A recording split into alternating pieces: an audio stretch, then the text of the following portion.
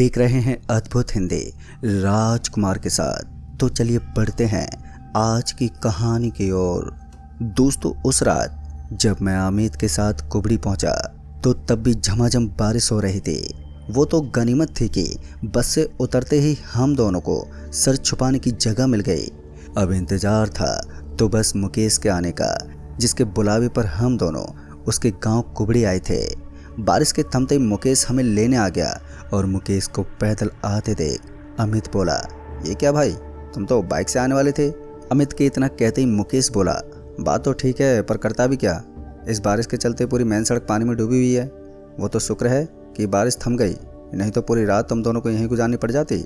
खैर छोड़ो ये बातें, चलो घर चलते हैं। ये कहते ही हम दोनों मुकेश के साथ चल पड़े। अभी हम हाईवे को पार करके गांव के कच्चे रास्ते से होते हुए आगे की तरफ बढ़ ही रहे थे कि तभी मुकेश ने हम दोनों को रोकते हुए कहा, अब मेरी बात ध्यान से सुनना।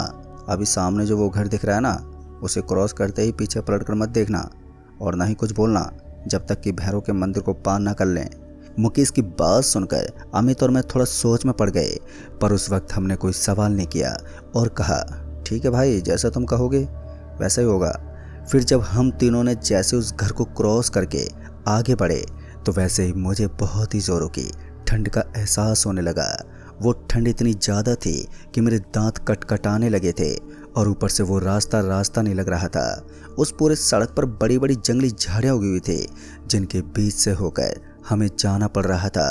उस सड़क की हालत को देखकर ऐसा लग रहा था मानो वर्षों से इस सड़क पर आवाजाही बंद पड़ी हो। खैर हम तीनों बेहद ही खामोशी के साथ आगे की तरफ बढ़ रहे थे कि तभी मुझे ऐसा लगा कि मेरे पीछे पीछे कोई चल रहा है। चूंकि मुझे मुकेश की चेतावनी अच्छे से याद थी, इसलिए मैंने पीछे पलट कर देखने की हिम्मत नहीं की, पर मैंने अपनी थोड़ी स्पीड बढ़ा ली, जिस वजह से मैं अमित से आगे निकल गया। अब सबसे आगे मुकेश चल रहा था और उसके ठीक पीछे मैं और मेरे पीछे अमित। फिर जब हमने भैरव बाबा का मंदिर पार किया तो मुकेश पीछे पलटा और पीछे पलटते मुकेश बोला, अरे अमित कहाँ रह गया।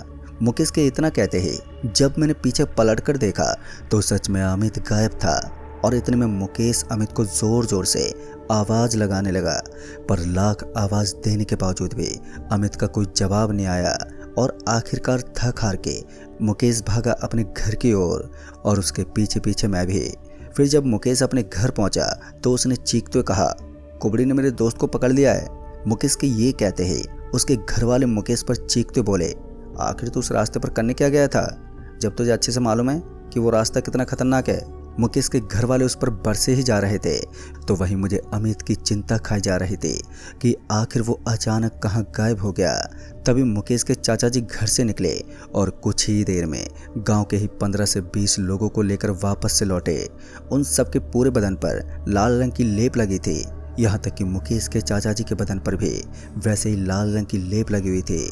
तभी मुकेश के चाचा जी ने कहा, घर के दरवाजे अच्छे से बंद कर लो और भूल से भी दरवाज़ा मत खोल देना। इतना बोलकर वो और बाकी के लोग ये चिल्लाते बोले कि कुबड़ी आने वाली है और भूल से भी दरवाज़ा मत खोलना।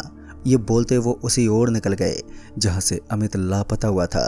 उनके निकलते मुकेश के घर वालों ने घर के सारे दरवाजे बंद कर लिए और मुझसे धैर्य बनाए रखने को कहा। उस वक्त तो माहौल काफ़ी गर्मा चुका था। मुकेश के घर वालों के सिर आफत टूट पड़ी थी, जिसका अंदाज़ा उनके उतरे चेहरे को देखकर लग रहा था। इस हाई टेंशन में मेरी भी सिट्टी बिट्टी गुल हो रखी थी। करीबन आधे घंटे के बाद घर के दरवाजे पर जोरों से दस्तक होने लगी, पर वो जो कोई भी था वो कुछ बोल नहीं रहा था। वहीं हम लोग भी घर के अंदर बड़े ही खामोशी के साथ बैठे हुए थे। रात भर दरवाजे पर लगातार दस्तक होती रही और फिर जब सुबह हुई तो तब जाके दरवाज़ा पीटना बंद हुआ और हम लोग घर के बाहर निकले। घर से बाहर आते ही मैंने देखा कि गांव के सभी मर्द हाथों में मसाल लिए कहीं जा रहे हैं, यहाँ तक कि मुकेश के पिताजी और उसके दादाजी भी। इसी बीच मैंने अपनी चुप्पी तोड़ते मुकेश से पूछा, यार आखिर ये सब हो क्या रहा है और अमित ठीक तो है ना। इस पर मुकेश बोला, अभी यार कुछ कहा नहीं जा सकता, शाम तक का इंतज़ार करना होगा। जब शाम को सारे लौट कर आएंगे तभी पता चलेगा कि अमित ठीक भी है या नहीं। फिर जब मैंने मुकेश से कुबड़ी के बारे में सवाल किया तो उसने बताया कि कुबड़ी कौन है, उसका नाम क्या है और ये आज तक कोई नहीं जानता। तो मुकेश ने बताया कि कुबड़ी कौन है, उसका नाम क्या है ये आज तक कोई नहीं जानता, पर जो उस घर से जिंदा बाहर निकला उसके मुंह से फिर कभी भी कुबड़ी के अलावा कुछ नहीं निकला। आज से सालों पहले जब मैं पैदा भी नहीं हुआ था, तब एक भयंकर बाढ़ आई थी जिसके चलते पूरे गांव वालों को अपना गांव छोड़ना पड़ा। पर उस बाढ़ में सब कुछ स्वाहा हो गया, जिसके चलते प्रशासन ने गांव वालों को बसाने के लिए इस जमीन को आवंटित किया, जिसका नाम सरकारी कागजों पर कुबड़ी गांव था। पर ताज्जुब की बात तो ये थी कि यहाँ सिवाय उस इकलौते घर के अलावा कुछ भी नहीं था। यहाँ तक कि सड़कें भी नहीं थी। एक तरह से ये हम लोगों के लिए अच्छा ही था, क्योंकि इस स्थिति में गांव वालों को किसी तरह का कोई विरोध का सामना नहीं करना पड़ता, जो कि अमूमन विस्थापन के सूरत हाल में होता है। धीरे धीरे प्रशासन के सहयोग से हमारा गांव यहाँ पर बस गया, और इस बात से बेखबर कि जिस गांव में वो निर्विरोध रहने लगे हैं वो इंसानी विरोध से कहीं ज़्यादा खतरनाक है। फिर जब अचानक ही गांव के लोग लापता होने लगे तो गांव में एक डर और दहशत का माहौल फैल गया। यहाँ तक कि पुलिस भी लापता हुए लोगों का पता नहीं लगा पा रही थी और न इन घटनाओं को रोक पा रही थी। लोगों ने नोटिस किया कि उस घर के आसपास कोई भी मवेशी नहीं जाता है। यहाँ तक कि कोई जंगली जानवर भी उस घर के इर्द गिर्द कभी भी नजर नहीं आया था। यहाँ तक कि जब भी कोई आदमी मवेशी लेकर उस रास्ते से गुजरता तो अचानक ही वो मवेशी हिंसक हो जाता था। फिर जब इस बात ने जोर पकड़ा तो गांव वालों की सक्की सुई उसी घर पर जाकर अटक गई, और इसी के चलते गांव वालों ने उस घर की तलाशी करने का इरादा कर लिया। और जब गांव के करीब 15 लोग उस घर में दाखिल हुए और उसके फौरन बाद ही उनमें से महज 4 लोग डरे से हमें घर से चीखते हुए बाहर निकले, जो सिर्फ कुबड़ी कुबड़ी रटे जा रहे थे। वहीं बाकी के 11 लोग अभी भी उसी घर के भीतर ही थे। गांव के बाकी के लोग उन 11 लोगों के बाहर आने की राह ही देखते रह गए, पर वो कभी बाहर नहीं निकले, जिससे साफ हो गया कि गांव का वो घर ही सारी फसाद की जड़ है। पर अब गांव वाले काफ़ी डर चुके थे। वो अब किसी भी तरह की मुसीबत मोल नहीं लेना चाहते थे, लिहाजा गांव वालों ने उस तरफ जाना ही छोड़ दिया और एक दूसरा रास्ता बनाया जो कि गांव को मुख्य सड़क से जोड़ती थी। और शायद ये फैसला ठीक ही बैठा, क्योंकि इसके बाद गांव से काफ़ी वक्त तक कोई लापता नहीं हुआ। अभी मुकेश मुझे उस कुबड़ी की कहानी सुनाई रहा था कि तभी मुकेश की माँ ने मुकेश को आवाज़ देते हुए कहा, अरे मुकेश बेटा, महंत जी को रात के लिए तैयार रहने के लिए कहा हो। ये सुनते ही मुकेश उसी वक्त महंत जी के घर के लिए निकल गया, और जब मुकेश महंत जी के साथ लौटा तो तब तक सूरज ढल चुका था। महंत जी ने आते ही गांव के चौराहे पर एक बड़ा सा घेरा बनाया और उस घेरे के बीचों बीच ध्यान मुद्रा में बैठ गए। इसी बीच गांव के वो लोग भी वहां पर आ गए जो सुबह कुबड़ी के घर गए थे। उन सब के आने के कुछ देर के बाद अचानक ही बिल्लियों की रोने की आवाज़ पूरे गांव में गूंजने लगी थी। अभी मैं कुछ समझ पाता कि तभी मेरी नज़र अमित पर पड़ी। अमित को देखते मैं उसकी तरफ भागा ही था कि तभी मुकेश ने मेरा हाथ पकड़कर पीछे खींच लिया और कहा, वो जो आ रहा है वो अमित नहीं है, तो ज़रा ध्यान से देख। मुकेश के ये कहने पर जब मैंने अमित को ध्यान से देखा तो मैंने पाया कि अमित काफ़ी बदल चुका है। मसलन उसका मुंह काफ़ी बड़ा हो गया था और उसके दांत भी काफ़ी आदमखोर जानवर की तरह धारदार हो गए थे। ऊपर से वो अपने पैरों पर चलने के बजाय ज़मीन पर घसीट कर चल रहा था। अमित उसी तरह घसीटते घसीटते उस घेरे के अंदर आ गया और आते ही महंत जी पर झपटा। अभी वो महंत जी पर झपटा ही था कि तभी 9 काली बिल्लियाँ अमित पर कूद पड़ी और देखते ही देखते उन बिल्लियों ने अमित को नोच नोच कर अधमरा कर दिया। अमित के बेहोश होते ही मुकेश के चाचा जी भी अपने सभी साथियों के साथ वहां पर आ पहुंचे और मुकेश को वहीं उस घेरे के बीचों बीच गाड़ दिया। दोस्तों, ये सब देखकर मेरे होश उड़ गए थे। आखिर क्यों अमित को जिंदा ही वहां पर गाड़ दिया गया? ये सभी सवाल जब मैंने मुकेश से पूछे तो उसने मुझे ये कहकर चुप करा दिया कि जिसे गाड़ा गया है वो अमित नहीं है। पर मेरा ज़मीर ये बात मानने को हरगिज़ भी तैयार नहीं था। खैर, उस वक्त मैं अपनी आवाज़ चाहकर भी नहीं उठा पाया, जिसका मुझे बहुत ही पछतावा हो रहा था। पर जब मुकेश ने समझाते हुए कहा, तू शांत रह और सुबह होने तक का इंतज़ार कर, तुझे भी यकीन हो जाएगा कि जो हम कह रहे हैं वो सच है। मुकेश की बात सुनने के बाद मैं शांत हो गया और फिर कुछ देर के बाद सभी लोग अपने अपने घर लौट गए और मैं भी मुकेश के साथ घर पर लौट आया और सुबह होने का वेट करने लगा। फिर जब सुबह हुई तो फिर एक बार गांव वाले उसी चौराहे पर जमा हो गए। जहां पिछली रात अमित को गाड़ा गया था। और फिर जब मैं मुकेश के साथ वहां पर पहुंचा तो जो मैंने देखा उस पर मुझे अपनी आंखों पर भरोसा नहीं हुआ। दरअसल मैंने देखा कि अमित उस घेर में बिल्कुल सही सलामत बैठा हुआ है, जो कि किसी चमत्कार से कम नहीं था।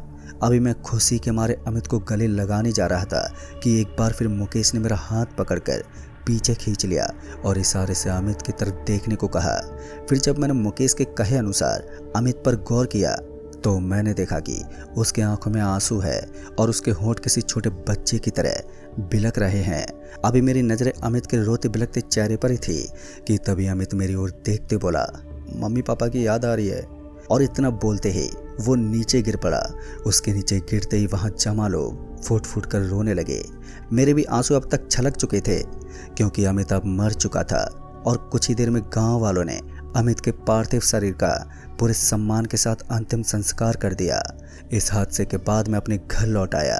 अमित के घर वालों को भी सारी बात बता दी गई, पर उन्हें ना तो मेरी और ना ही गांव वालों की किसी भी बात पर यकीन हो रहा था। वहीं मेरी भी हालत कुछ ठीक नहीं चल रही थी। मुझे रातों में रोता बिलखता अमित नजर आता और इसी के चलते मैंने मुकेश को कॉल किया और अपनी हालत के बारे में बताया तो उसने मुझे अपने गांव कुबड़ी आने को कहा। पर मैंने मुकेश को साफ कह दिया कि मैं अब किसी भी सूरत हाल में तेरे गांव नहीं आऊँगा। पर शायद विधाता ने मेरे भाग्य में कुछ और ही लिख रखा था और यही वजह थी कि मेरे ना चाहते हुए भी मुझे कुबड़ी जाना पड़ा। दरअसल अगले कुछ ही महीनों में मेरी तबीयत इस कदर बिगड़ी कि डॉक्टरों ने साफ कह दिया कि अब मेरे पास महज कुछ ही हफ्तों का वक्त रह गया है, क्योंकि तमाम डॉक्टरों को मेरी बीमारी पकड़ में नहीं आ रही थी। और जब ये बात मुकेश के घर वालों को पता चली तो मुकेश के चाचा जी मुझे खुद ही ले जाने के लिए मेरे घर आ गए। अब मेरे घर वालों के पास भी ले दे के बस यही एक उम्मीद बची थी, लिहाजा मेरे घर वाले भी राजी हो गए। फिर कुबड़ी गांव पहुंचते ही मुकेश के घर वालों ने मेरे घर वालों को सारी बात साफ साफ बता दी कि मेरे बचने की उम्मीद 50-50 है। मेरे घर वालों के तैयार होते ही फिर से महंत जी को बुलावा भेजा गया और रात होते ही सब पहुंचे उसी चौराहे पर जहां पिछली बार अमित ने अपनी अंतिम सांस ली थी। ठीक वैसा ही घेरा इस बार भी बनाया गया था और महंत जी भी ठीक पिछली बार की तरह ही उस घेरे में ध्यान लगाए बैठे थे। और जब मुझे उस घेरे में बैठने को कहा गया तो मुझे अंदाजा लगते देर नहीं लगी कि अब आगे क्या होने वाला है। और जैसे मैं उस घेर में दाखिल हुआ तो वैसे बिल्लियों की रोने की आवाज़ें गूंजने लगी। ठीक उस रात की तरह उन बिल्लियों की रोने की आवाज़ से मैं समझ गया था कि अब वो बिल्लियां मेरे पर झपटने वाली हैं। अभी मैंने ये सोचा ही था कि तभी कई सारी बिल्लियां मेरे पर झपट पड़ी और देखते देखते उन बिल्लियों ने मुझे नोच नोच कर लहूलुहान कर दिया, जिसके चलते मैं कुछ देर के लिए बेसुध हो गया। और फिर जब मुझे होश आया तो मैं किसी गड्ढे में लेटा हुआ था और मेरे ऊपर मिट्टी डाली जा रही थी। मतलब कि ये लोग मुझे भी ठीक अमित की तरह ही जिंदा ही दफन कर रहे थे। हालांकि मैंने चीखने की पूरी कोशिश भी की पर मेरे मुंह से ज़रा भी आवाज़ नहीं निकली। और जब मिट्टी ने मेरे चेहरे को ढक लिया तो मेरा दम घुटने लगा। मुझे ये तो नहीं पता कि मैं उस वक्त मरा था कि नहीं, पर इतना ज़रूर याद है कि कुछ देर के लिए मुझे सब कुछ सफ़ेद सफ़ेद दिखाई दे रहा था। जब मेरी नज़रों से वो सफ़ेदपन ख़त्म हुआ तो मैंने गांव वालों को अपने चारों तरफ खड़ा पाया। मेरी माँ पिताजी भी मेरे सामने खड़े थे और उनके आंखों में आंसू के अलावा कुछ भी नहीं था। दोस्तों, अब तक सुबह हो चुकी थी। मैं फ़ौरन ही उठा और तब जाकर अपनी माँ के गले लगा। मेरे इतना ये करते ही महंत जी ने कहा, अब ये बिल्कुल ठीक हो गया है, अब कोई परेशानी नहीं है। फिर इसके बाद हम लोग उसी सुबह घर लौट आए और फिर कभी मुकेश के गांव कुबड़ी जाना नहीं हुआ। पर मुझे अभी भी उस कुबड़ी गांव का राज जानना था। और जब महंत जी ने सारा राज खोला तो मेरी सांसें कुछ देर के लिए अटक सी गईं। तो दोस्तों, आखिर क्या राज है कुबड़ी गांव का?